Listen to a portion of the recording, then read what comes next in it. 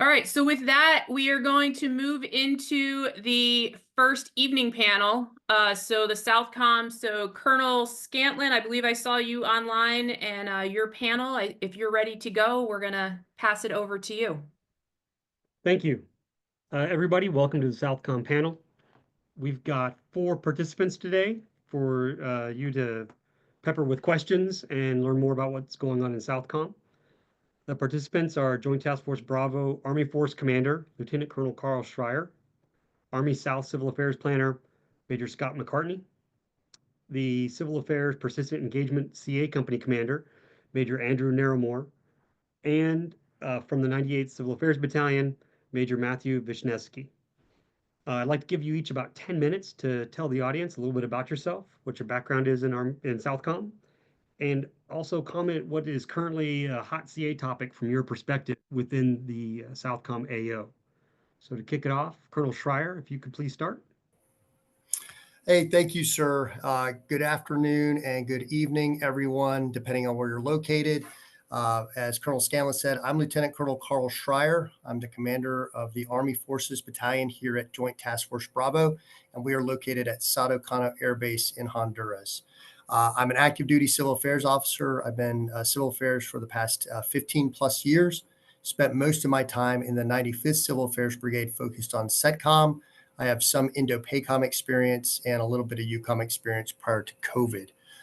It's a pleasure to have the opportunity to speak with you all today about my battalion and Joint Task Force Bravo, which I view as strategically important units supporting the Southcom mission. So as some of you know, Joint Task Force Bravo has a long history since its inception in 1982 during the tail end of the Cold War. Originally, the task force was focused on containing communist influence in the region, but the mission has shifted, especially in the 90s, to counter-narcotics operations. Following that, HADR became the task force's primary focus, which was demonstrated, during several natural disasters in the region, notably during the aftermath of Hurricane Mitch in 1998. Today, under Colonel Daniel Alder, the task force commander, our mission is really more steady state and centers on strengthening partnerships, crisis response, and countering near-peer competition in the region. So one of the key aspects of Joint Task Force Bravo is the Army Forces Battalion. This is, a truly multi-component unit composed of a small active duty, number of personnel, National Guard with my MP detachment coming from the Puerto Rico National Guard, and U.S. Army Reserve soldiers, which make up the bulk of my force. So the majority of my personnel, as I said, are reserve, and they come from units like the 807th Medical Command and the 350th Civil Affairs Command. So that to me demonstrates the vital role that the reserves play in supporting our mission. And one of the critical aspects, of course, is the Civil Affairs Persistent Engagement, or CAPE mission, that's been here in existence since the 2010s. This mission is executed by a full U.S. Army Reserve Civil Affairs Company with teams strategically positioned in Guatemala, Honduras, El Salvador, and Panama. And we also have liaison officers embedded in U.S. embassies across those same countries. So the CAPE mission really focuses now on strengthening partnerships with host nation governments, helping build their resiliencies, and facilitating access for U.S. forces. We also provide crucial civil information to U.S. Southcom for Admiral Halsey and his staff. One of the things that we do well here, and I can touch on later, is collaborating with adjacent units like the Southcom, the SOC South Civil Affairs teams. So from our perspective, in terms of SOF, CF, I3, we really focus a lot on interoperability with those teams. And one of the last things that we do, and we're coming into what we kind of term exercise season, is the civil affairs personnel will participate in large-scale multinational training exercises such as Santam Guardian and the Panamex exercise that's going on right now. So, from my perspective, we collectively, but especially with the civil affairs forces, we're committed to fostering enduring relationships and enhancing, regional stability. Just in terms of the future and some things that are hot topics for us, we're going to obviously continue to rely on the great support from the reserve component, but we do see an expansion of the JTF Bravo mission, in our joint operations area with a Cape Carib mission coming online here in the near future. And we also see potential episodic engagement in Northern South America, which is in line with Southcom objectives. So with that, sir, that's my introduction. I know we'll take questions later, but with that, I'll pass it back to you. Thank you very much. Major McCartney? All right, good evening, everyone. This is Major Scott McCartney. I am the G9 deputy at U.S. Army South, which is located at Fort Sam Houston in San Antonio, Texas. So from an R South perspective, from the Theater Army perspective, we're overseeing several different operations. But before I get to that, apologies, let me give you a little bit about my background. So I'm also an active duty civil affairs officer. Spent most of my career in the 95th CA Brigade. Started out in 92nd CA Battalion with a UCOM focus. Did some Afghanistan time as a BCT S9. And then switched over to 98th Civil Affairs Battalion after ILE, and most recently it started my broadening time at Army South over the last couple of years in the G9, as well as recent YS tasker out to in support of Joint Special Operations Task Force Somalia. So back to Army South.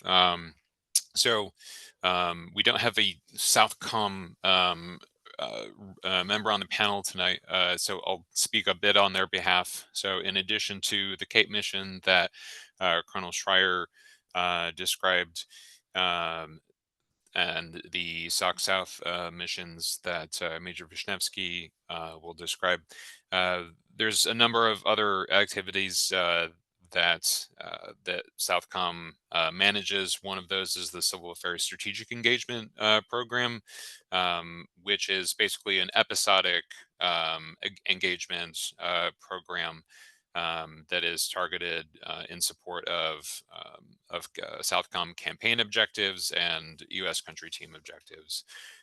So we've been able to leverage that program a couple times over the last couple of years. Most notably in the Dominican Republic, which was very beneficial to an adjacent mission in support of the multinational security mission in Haiti. So Haiti has been one country that Southcom continues to monitor and support, given the potential for instability in the country to trigger a mass migration, Caribbean mass migration situation, which is one of several scenarios that Southcom maintains readiness to respond to. In addition to that, Army South is currently heading up Joint Task Force Southern Guard at Guantanamo Bay. So I was down there a couple months ago to stand up the J9 Directorate and the Interorganizational Coordination Center, doing a lot of coordination with the lead federal agency, which is in this case the Department of Homeland Security. We had a interesting mix of Army South staff, reserve support from our Army Reserve Engagement Cell, as well as a SOC South team that provided some essential support to increase our bandwidth there. So for those who may not be familiar, Operation Southern Guard is the DoD contribution to, I'll just use the missions words, not mine, is illegal alien holding operations under the auspices of various executive orders to deport various deportees to their home country. That operation is ongoing, and I'll leave that there. I would like to also touch on the joint exercise program, as Colonel Schreier mentioned. We do have a robust exercise program, Panamax being the premier exercise for the command, as well as others such as Trade Winds, which is a Caribbean transnational threat focused exercise, Santam Guardian, Resolute Sentinel, Southern Vanguard, and a host of others. So uh, exercises are, one of our main vehicles to strengthen partnerships, and to increase our influence across the Southcom AOR. In addition to other vehicles of security cooperation, such as Army staff talks, which show up as agreed to actions basically between the Army South Commander and various partner nation military leaders. I will also touch on the Army structure memorandum, which was released last year. For those of you who haven't seen it, it looks like there are going to be some pretty significant cuts across civil affairs and PSYOP at several echelons of command, ASCCs being one of those. So we do have a small team here at Army South, a couple green shooters and a few DA civilians. So over the next couple of fiscal years, we will see a decrement in that capability due to the R-Struck. While this does present a challenge to the organization in terms of loss of capability, it also does provide opportunities for Compo 3 to fill that gap, whether that is through AGR, IMA, or ADOS or other vehicles. So happy to answer any questions on that. And then just two last things. So a number of different contingency plans. We continue to provide civil affairs and CMO inputs to those, as well as our campaign support plan, which supports the Southcom campaign plan, as well as emergent planning efforts, such as an increased focus on our posture in the vicinity of Panama. As I'm sure most members of the audience will have seen in the news, there's been a very heightened awareness of the strategic nature of the Panama Canal and how that impacts our ability to support a number of combatant commands. As I'll just punctuate on that, as we speak, the SecDef and the Southcom commander are in Panama right now, working with the Panamanian Ministry of Security at the Central American Security Conference. So I'll leave it there, pending any questions. Thank you.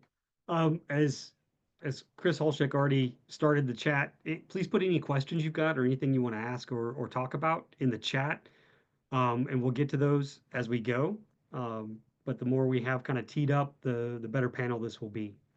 So, Major Naramore. Good evening, sir. Good evening, ladies and gentlemen. My name is Major Andrew Naramore, and I'm currently the Army Forces Battalion Civil Affairs Commander with Joint Task Force Bravo out of Sotocano Air Base in Honduras. I'm an Army reservist out of Delta Company 451st Civil Affairs Battalion out of Ellington Airfield in Houston, Texas. I've been a civil affairs officer for the past 3 years, but prior to this mobilization, I participated in the FY21 Colonius mission in Nueces County. However, both on the active duty side and the reserve side, I have previous experience as an OCT and as a military police officer. In my civilian career, I'm a high school history teacher in New Orleans, Louisiana, with about 10 years of experience in public education at both the high school level and the middle school level. So at this point in my company's rotation, we have about 3 weeks left, and actually, in fact, our replacement should be arriving in the next few days.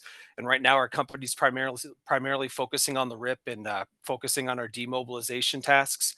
However, for the past 8 to 9 months, we've been conducting civil affairs operations across the CENTAM JOA to include operations in Guatemala, El Salvador, Honduras, Panama, and also doing some episodic engagements in Belize.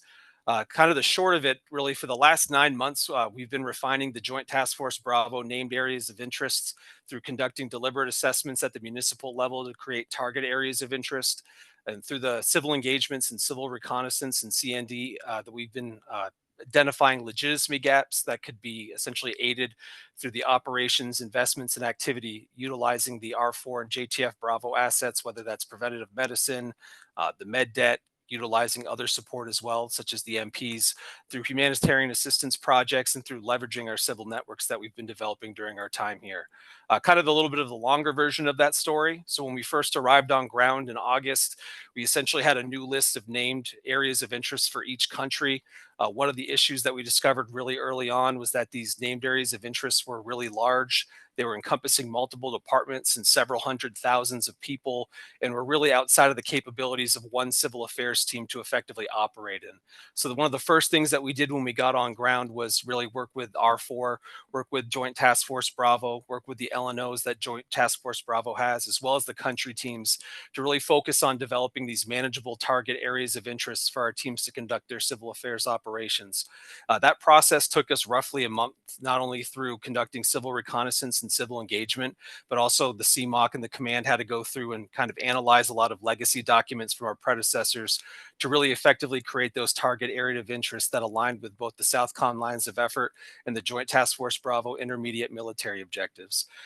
After we've gone ahead and narrowed those TAIs, we directed our teams to begin conducting their deliberate assessments of those areas, focusing on stability sectors, things such as civil security, essential services, governance, and to a lesser extent, civil control and economic stabilization and infrastructure. At the same time, we were fortunate through Major Harwell, who's the R4 Battalion S3, we were able to receive a copy of the draft version of ATP 3-5.0, which is military government operations in support of transitional government. I believe it was formerly known as critical vulnerabilities and shortfall analysis. And kind of digging through there, focusing specifically on Chapter 5 military government operations and competition, as well as Annex B, which is the government assessment process. We began refining our company operations order and the campaign plan that we had created prior to our mobilization to begin working on identifying legitimacy gaps within those target areas of interest. That worked really well for us because that process closely mirrored the approach that we had, and it translated to the quarterly campaign oriented approach, which we had been directed to do. So essentially that process had 4 steps, which was number 1, assess the current governance landscape. Number 2, identify perceived governance gaps. 3, implement strategies for addressing those governance gaps. And then step 4 would be to evaluate options to ensure civil affairs operations achieve the commander's desired effects and end state. Based on that government assessment process and our CMOC's trend and nodal analysis, our CMOC and their teams were able to identify some of those critical vulnerabilities and create implementation strategies with MOEs and MOPs to address those vulnerabilities. Really, at this point, where we are at the mobilization, we're in that 3rd phase of developing our implementation strategies, which we have for our upcoming Q3 campaign plan that we're handing off to our replacements. But pending any questions, that's my introduction, sir. All right, thank you. Major Wisniewski.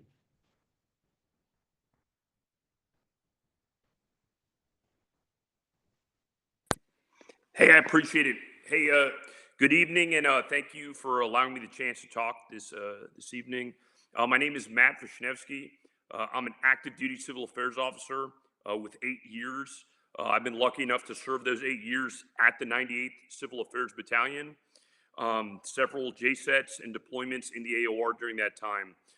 For all of you that do not know, the 98th Civil Affairs Battalion provides one company to the SOC South mission set, and we provide 6 months of TDY rotational SIMCs, civil and military support elements, across the AOR.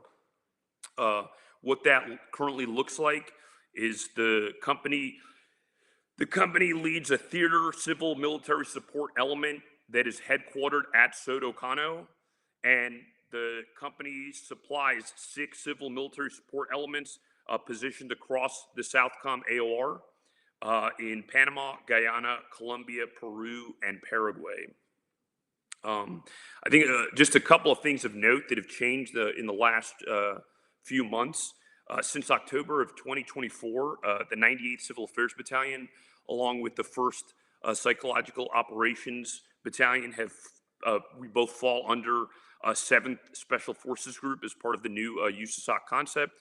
And this has allowed us over the last year to basically layer our training with our PSYOP and SF brethren. We conducted numerous joint training events throughout the year. So as Major Naramore just stated, they're currently about to start their RIP. We actually just conducted our RIP, and I just got back home within the last week. So just touching upon what the mission looks like for 98th Civil Affairs Battalion companies, very similar to what Colonel Schreier spoke about before. In support of SOC South objectives, we are building generational partnerships, preparing for crisis, and helping deter near-peer threats. I think the way that we carried out civil affairs operations over the last 6 months, kind of very simple, right? Keep it simple. We use our core tasks, right, of civil engagement, civil reconnaissance, and civil network development. And we basically took these 3 and we wanted to display what this looked like on a very simple, very straightforward, common operating picture for the commander of SOC South. And so what we wound up doing is we used the last few months before the deployment to train a number of our personnel at DoD targeting courses and institutions of higher learning focused on infrastructure assessing. And we did this at a number of higher institutions of higher learning to include Duke and Texas A&M. And what we wound up doing at the end of the day is we basically put together a COP on Palantir, and that COP looked like 2 things. It basically looked like a map, and it looked like a link node diagram. And just the bluff is, at the end of the day, we had 6 teams throughout the AOR kind of talk to a bunch of their partners and basically put all those things in time and space on this kind of product for the SOC. And I think by keeping it simple like that, by capturing pictures of what our partners look like in time and space, and what key infrastructure looks like across the AOR, we were able to basically use these core CA tasks to build this basically core picture of the civil domain for the commander SOC South. So yeah, with that, I will pass it back to you, sir. Thank you, Major Wisniewski. And I know the education you got at A&M was the best education you've ever gotten. So kudos to you. To introduce myself, Colonel Marshall Strauss Scantlin. Going on almost 25 years as a civil affairs officer. I've worked at Army South and then the G9, U.S. Indo-PACOM and the Joint Fires Element, and at USAC-POC as the Strategic Initiatives Director and G357. I currently command the 350th CA Command, where I started my CA journey in the 431st Civil Affairs Battalion as a downtrace way back in 2000. So again, welcome to everybody. And we have a couple of questions in the chat, but as the panel facilitator or moderator, I get the first question. So I'm going to ask Lieutenant Colonel Schreier and Major McCartney, Given the Southcom CG's priorities of strengthen partnerships, counter threats, and build our team, how is Joint Task Force Bravo and Army South preparing to meet General George's and General Pappas's LISCO priorities within the Southcom CG priorities? Over. Hey, sir. So, Lieutenant Colonel Schreier here, and then I'll pass it off to Major McCartney. So, I think from my perspective here, as part of Joint Task Force Bravo, which is a direct report unit to Southcom, what we see here, and I think Colonel Alder, from his standpoint, the task force commander, his vision, we are here. We are a long-standing joint task force, here in the region since 1982, and we are really here designed to deny any kind of competitor, near peer or otherwise, the opportunity maneuver space to gain access to this region. Obviously, we can touch on the fact that there's critical infrastructure here with the canal. There are countries here in the region that are not, overly friendly towards the United States, and in fact are more allied with, China and or Russia. But I think from our perspective, in preparation for large scale combat operations, we are here every day, forward deployed, in many ways as kind of a defense in depth, type of an organization. So one of the things that we do working with our partners, we talked about strengthening our partners, that's directly with their militaries, but also as civil affairs with, our the government partners, and also, other organizations that are really there to outcompete, countries like China, transnational criminal organizations who may seek to undermine U.S. objectives. Really, for us, we are in that kind of preparation phase for potentially increased competition in this region. But I would say, as a student of history at another A&M university, Louisiana State, which is actually an A&M, taking a course in history, one of the things for, the Southcom AOR, it wasn't really Southcom at the time, but for South America during World War II, the U.S. largely denied the Axis powers, any kind of foothold in that region. And I think that's what we would do here. We do not think, from our perspective, that there would be actual large-scale combat operations here necessarily, but we do think our enemies would seek to disrupt our access to critical infrastructure, and we want to deny them that. With that, I'll pass it over to Major McCartney. Thank you, sir.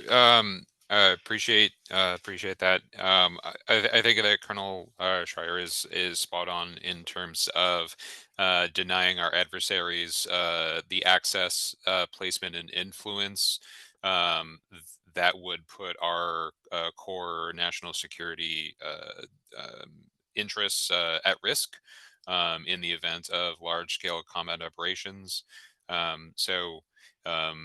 From an Army South perspective, a lot of what we're doing in setting the theater as the theater army looks like security cooperation in terms of building generational partnerships with regional security anchors such as Panama, Colombia, Brazil.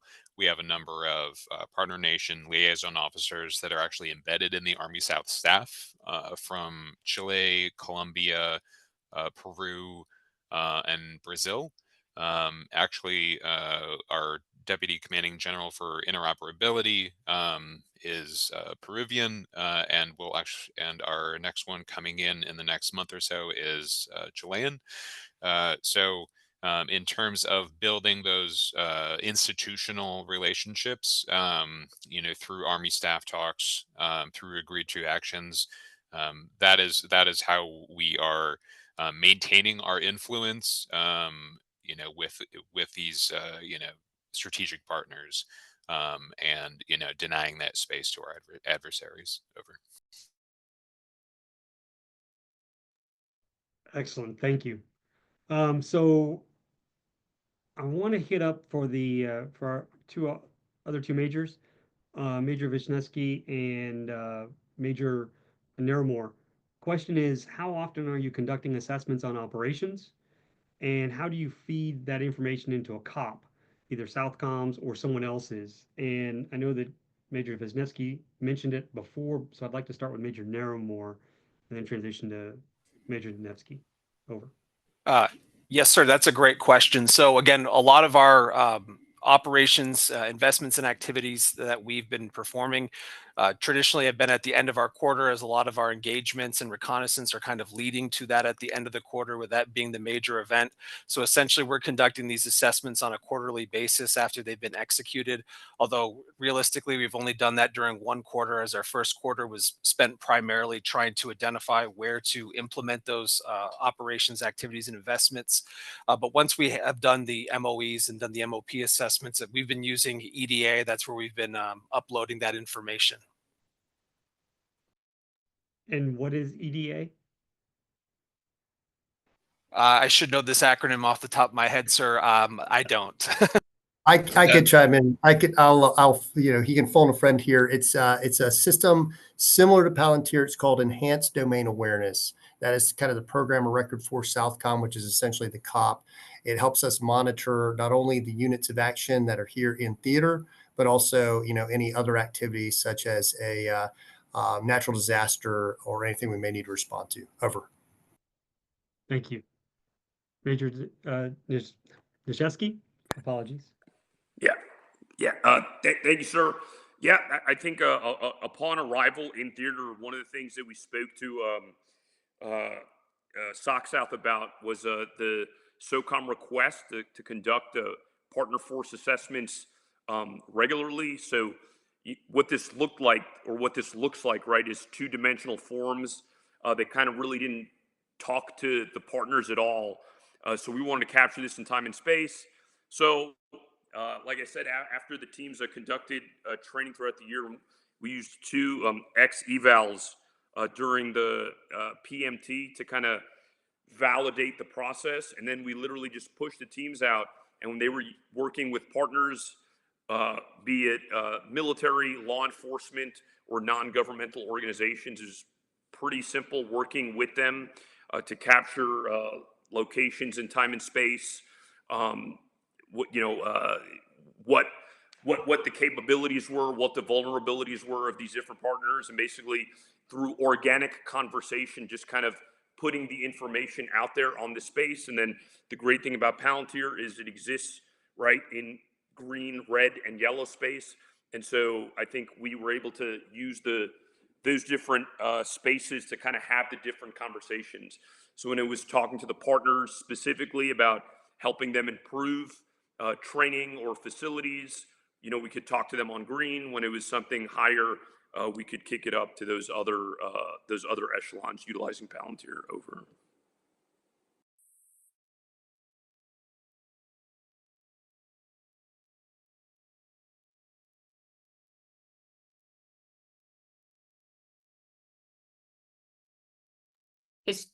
Sir, you're on mute. And the most repeated phrase during COVID, you're on mute. Thank you. Thank you, Albert Augustine, for that question. And next question from Christopher Holshek. Can you talk about the initiatives in the Southcom AO that will help mitigate migration from our southern neighbors to the U.S., as well as reducing narcotics and human trafficking? So who wants to take that question? So, sir, I'm happy to chime in on a couple of these. So, in terms of mitigating migration, when I took command almost a year ago, one of the kind of mission statements that I inherited here at R4 that I think was directly tied to the Civil Affairs Forces, the CAPE mission, was it mitigating? It was, and not to get to the realm of politics, the statement was monitoring irregular migration. So again, we are all kind of, experiencing a new political reality, and from a military standpoint, getting new marching orders essentially on what we can or should be doing. I think in terms of civil affairs, what we are doing, and again, this is something that probably, we need to do a better job of measuring over time. But I think, for us, we can monitor that activity. We can provide information to higher headquarters, to other organizations within the U.S. government that are better suited to mitigate. I think we also can contribute to building some of those resiliencies, improving local economies, giving people alternatives maybe to seeking, migration or those sorts of activities. And I think that stands, as well with the narcotics. Uh, One of the things that Major Nairmore and his company have done a great job with is identifying alternatives, especially for young people, to be able to stay in school, complete educations, and maybe find gainful employment versus joining a gang or a transnational criminal organization. We've seen a lot here in the AO, especially in a country like El Salvador within the past 3 years. There's been a pretty dramatic change in the security situation there. So there's probably not nearly as much migration. We really didn't have anything to do with that. However, I think in other countries, Honduras, Guatemala, we are doing things to help local economies build resiliencies and make sure essential services are being delivered so people feel like they have alternatives to making that long trek north. And I can't really speak to other counter narcotic or human trafficking operations, especially at this level, because that's outside of the scope of what we do. And with that, I see Major McCartney's got his hand raised. Yes, sir. Just on the counter narcotics question. So Southcom has stood up a joint interagency task force South, or JIADF South, um, for the express purpose of conducting detection and monitoring operations throughout the Southcom AOR, to facilitate the interdiction of illicit trafficking in support of national and partner nation security. So their entire reason for existing is to conduct daily interdiction operations. So again, from an Army South perspective, we again try to support specific countries in the area, in the AOR, that are of concern, Haiti being chief among them, in terms of again, preventing a Caribbean mass migration scenario. But yes, JIADF South, their sole reason to exist is to interdict narcotics trafficking. Over. Thank you. Major Nairmore?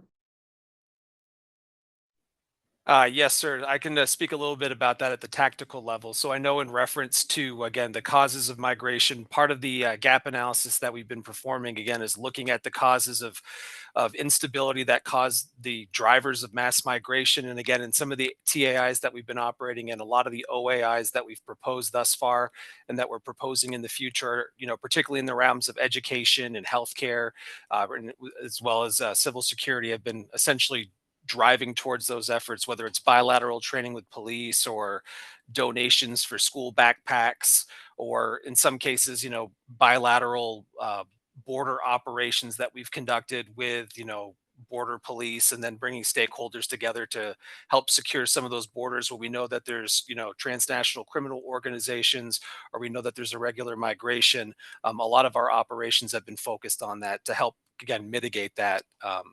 And hopefully that answers that question, sir. Yeah, that was a great answer, Major Nairmore. You hit the drivers of instability and some of the tactical solutions you guys are doing. So it was really good. From General Hugh Van Ruzen, we've got a budget question. And sir, if you don't mind, I'm going to change the question a little bit. But is Army South going to budget any funding for Compo 3 to come in, either ADOS or on MOBs, since the AGR and IMA positions are limited and or shrinking? And I changed it because we don't have a Southcom representative here. I think Army South is the go-to. Over. Yes, sir. Yeah, so I can speak to a few different parts of that. So, on an annual basis, we do submit both ADOS AC and ADOS RC positions. Actually, we have a sergeant major in our shop that is on his third ADOS tour. And he's been, one of a really great engine for for our robust participation in the Joint Exercise Program. Has been a real force multiplier. But yeah, we have a number of ADOS positions and IMA positions that are funded yearly. Um, Obviously, that's not a permanent solution, but it does it does provide some stability, at least on an annual basis. Over. Thanks very much. Okay, so another question from Christopher Holschek. And I encourage other people to ask questions because I know Christopher will ask a lot, and they're good questions, but we also want to know what other people have. Captain Cotter, really looking forward to what you've got to say or what you want to ask from a junior company grade officer perspective. Go ahead, Chris. Yeah, what I wanted to do is we've been mentioning in some of the other discussions about the impacts of the shortfalls now in USAID capabilities, whether we're talking about development or humanitarian assistance, how that may be currently or in an anticipatory way, the CAO missions in the respective countries and regions. I wondered if the guys could sort of give us a sensing on how it's impacting them in the Southcom region. Good question. Hey, sir, so I can speak to, because, for Mr. Holchek and for the other audience members, you know, for us at Joint Task Force Bravo, one of the primary USAID bureaus that we have worked with is the Bureau for Humanitarian Assistance. Throughout the year now, we used to have a particular part of the year that we would call, disasters. It was hurricane season. That was kind of the main cause for, natural disasters, damage, loss of life, et cetera. With, some other issues going on in the region, last year we had a really dry, kind of dry period that created some wildfire issues. So essentially now we potentially face natural disasters year round. For us, the Bureau for Humanitarian Assistance, or BHA, was kind of our primary, organization that we would work with, that the U.S. embassies would take, advice from, and they could provide some kind of a more immediate assistance from the U.S. government standpoint. Their stance and the stance for most of, I think, the embassies here is that the U.S. military will be the optional last resort, and only if called upon, by partner nation, U.S. embassy, and with Southcom approval. If there's a disaster declaration and an exec set memo, that's a much more formal process, and we see that really in large scale natural disasters. The lack or loss of BHA, I think, is going to have an impact on how we respond to natural disasters in the region. Just from our ability to kind of interact with Department of State, I think we're all in a period where we're trying to figure out who our primary points of contact are going to be in DOS and what their abilities are going to be now that USAID is largely degraded or non-existent. So I don't think I really answered your question, but bottom line is we're all kind of, trying to find out and learn what the next steps are going to be when there is a natural disaster. Over. Thanks, Colonel Schreier. So, Major Naramore. Yeah, just to add to what Colonel Schreier was saying earlier, I know that, again, with hurricane season approaching, I know one of our engagement strategies, again, for future quarters, particularly in the coming months, is to make sure that we have robust civil networks that we've developed to help assist in the assistance of a large scale natural disaster. So making sure that our teams at the tactical level have, good solid relationships with FEMA equivalents like COPECO, CONRED, Protection Civil, or CINAPROC, in Panama. In addition to that, making sure that we have good connections with the NGOs, as well as, first responders such as the, Bomberos or the National Police, and making sure that if they have shortfalls or capabilities that they're lacking, that we can either provide those through training or through, humanitarian assistance donations. All right, thank you. Are there any more questions? And Captain Cotter, I'm looking at your name You've got a little while to think of a question. Brian Horton. Hey, real quick. So I'm 0% experience or know anything about the US Southcom AOR. I'm just curious about exercises and security cooperation activities. It sounds like they're not necessarily LISCO focused. Are they primarily HADR? Are they counter narcotic? Like what does that look like when we are doing multinational exercises down there? And then along with that, how robust is the CA planning or operations? How much do we get into the civil environment? If it's HADR, I'm sure it's a lot, but if it's not, I'm curious what the civil affairs play is in those exercises. Yeah. Major McCartney, would you like to take that one? Yeah, sure thing, sir. So it really we kind of have a whole spectrum of focus, operational focus in these exercises. Panamax is, as I mentioned earlier, uh, is the main exercise that Southcom conducts across all of its components. And from a Army South perspective, we bring in a pretty sizable contingent from the 350th KCOM.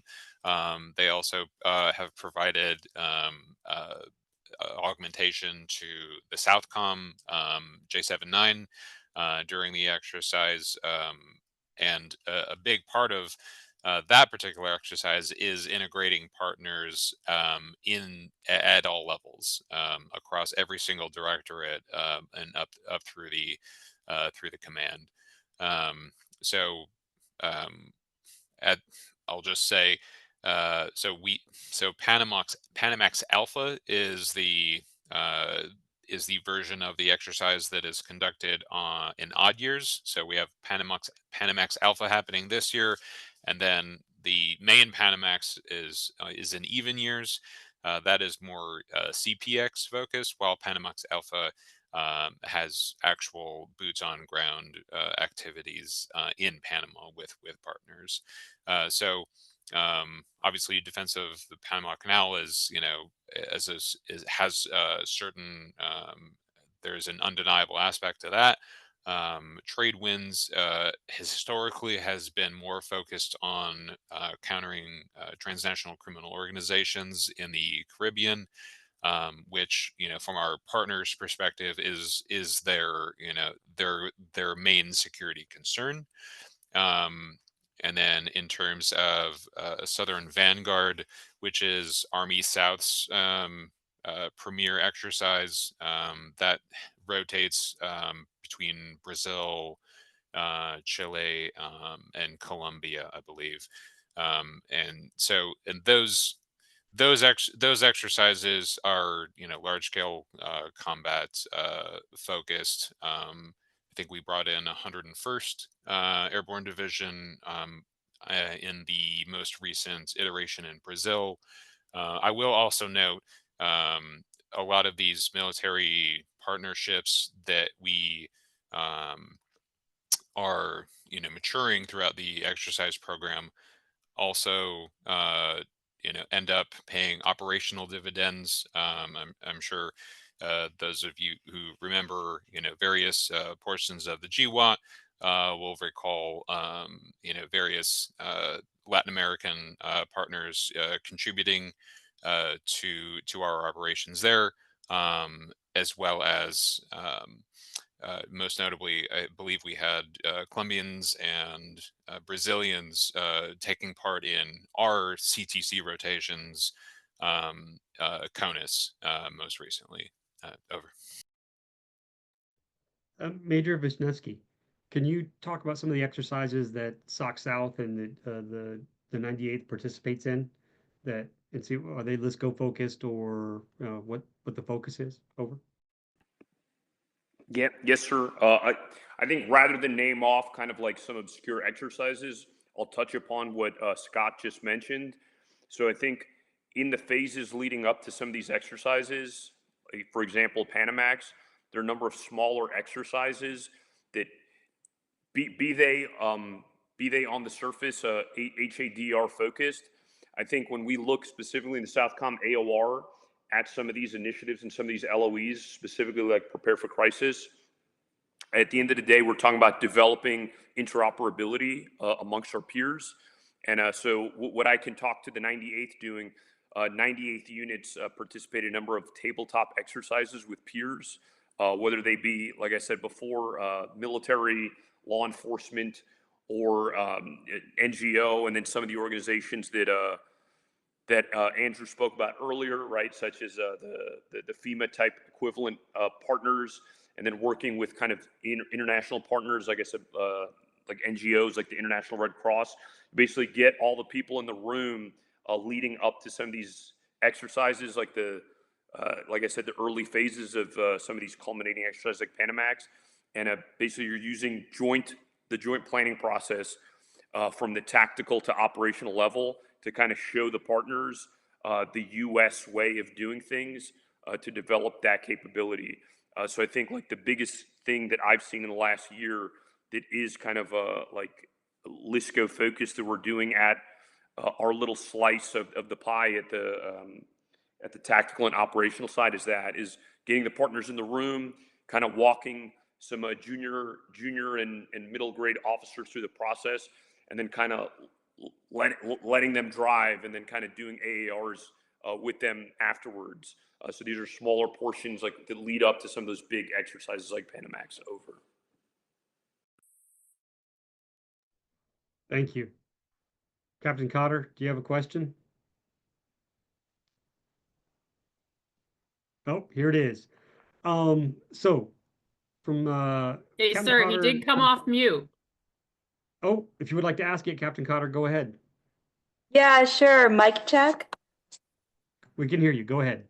Great. I'd be curious to learn more about PRC influence in the AOR, really generally speaking, but also what do you see when you're in country? What are partner nations sharing about PRC engagements? Specifically, even around with the downsizing of US aid, are you seeing an increased PRC presence over? Awesome question. Hey. So we have about 5 minutes. Who wants to answer that one? So I'll take a little bit of that. China has a kind of a long history in this region, to include some diaspora Chinese communities, in Panama and other countries. Politically, we have seen, and I think this is common knowledge, we have seen some of these countries, move away from the recognition of Taiwan, enter into, kind of more robust diplomatic and trade agreements with China. So we see that, especially here in a country like Honduras. Again, I think it really depends on who is in power. We have a series of presidential elections coming up. So depending on who wins, we may or see more or less PRC influence across certain countries. And then I think, just for everybody, the real, rapid downsizing of USAID is so new and recent. I have not seen from my level at JTF Bravo or Army Forces Battalion, any kind of vacuum that's been filled by a country like China or others. So that's just my perspective. And with that, I will stop talking and turn over to anyone else who wants to answer the question. I can offer a couple other pieces of that to the group. So, in addition to gaining access, and influence across the AOR in terms of persuading, diplomatic pressure to, to persuade, partner nations to change, their policy on, one China. We also see economic pressure, or economic interest. I'm sure everyone's familiar with the One Belt One Road initiative. So that's been a huge driver of PRC economic influence, and particularly in terms of infrastructure investment across the AOR. There's also a lot of resource predation in terms of illegal, unregulated, unreported fishing, which has a really devastating effect on several several partner nation economies, in terms of their ability to maintain livelihoods, particularly in coastal regions. And then there's the lithium triangle, which is at the corner of Chile, uh, Bolivia, and Paraguay and Argentina, which has a large deposit of rare earth minerals, that have that provide the raw that provide the ingredients for various high grade military equipment. Over. Thank you. Major Naramore? Yeah, I mean, a lot of great information has been shared, but again, not to sound like a broken record, but where we've continually seen PRC influence during the duration of our mobilization is really where we've seen these legitimacy gaps, particularly within proximity to key locations as far as infrastructure. So if there's a major port, for instance, and there is a deficiency in essential services such as, hospital care, we tend to see a lot of PRC influence in that regard as well. But we've seen it essentially everywhere where there's a lot of need for infrastructure development. And again, they're also operating in a similar fashion that we are, where they're looking for these legitimacy gaps and they're using a large amount of capital to help fill those. Um, and a lot of what we've been trying to do is to combat that directly through our own OAIs. Excellent. Well, so everybody, we are out of time. Just a few minutes left. And I just want to recap what we've talked about.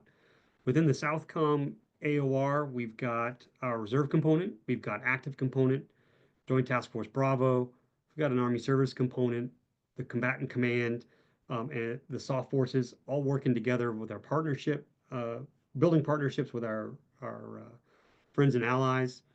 And when it comes to LISCO, one thing this theater is set for is to not deny our adversaries into the AO. There's critical infrastructure to protect and make resilient, strengthen partners' military, civil affairs, and governance capabilities, and also build on those generational partnerships that enables our partners to come to our defense or us to theirs. Also, we talked about the common operating picture and the Southcom standards EDA with SOC South using a slightly different version. I think one outstanding question is how do we get those together? Also, budgets being talked about. We do know the budget is being asked for by Army South, but do we need more? Is it in the right places? Are some questions. Also discussed USAID shortfalls and impacts, the loss of the Bureau of Humanitarian Aid. That's still outstanding on what the final impacts are or what we have to do different as a uniform force. Also talked about exercises. All the operational exercises have an operational focus. Some are not LISCO oriented, but some are. But I think the biggest thing we pulled out of this is that they all build interoperability between ourselves and our partners. Then the final question was about PRC influence in the area. And that touched on the One China policy, Belt and Road Initiative, and how the PRC is using their own capital to fill some of those legitimacy gaps that we have in some of the countries in the Southcom AOR. And with that, I just want to thank the panelists for being here, for taking time out of their schedule, especially considering where they're at and what they're doing most days of the week, and also to the Civil Affairs Association for asking me to host this and giving us the time to be here with you today. Thank you. Carolyn, back over to you. Thank you, sir. Thanks to all the panelists. This was great. We're going to take a quick 5-minute break if anybody needs to refresh whatever they're drinking. I assume it varies depending on what part of the world you're in right now. But we'll circle back at 1945 Eastern time, so in about 4 minutes. And General Horton will lead us in the U.S. Indo-PACOM AOR for our folks in Korea who are just joining their day. So thank you, and we'll give about 3-4 minutes before we circle back.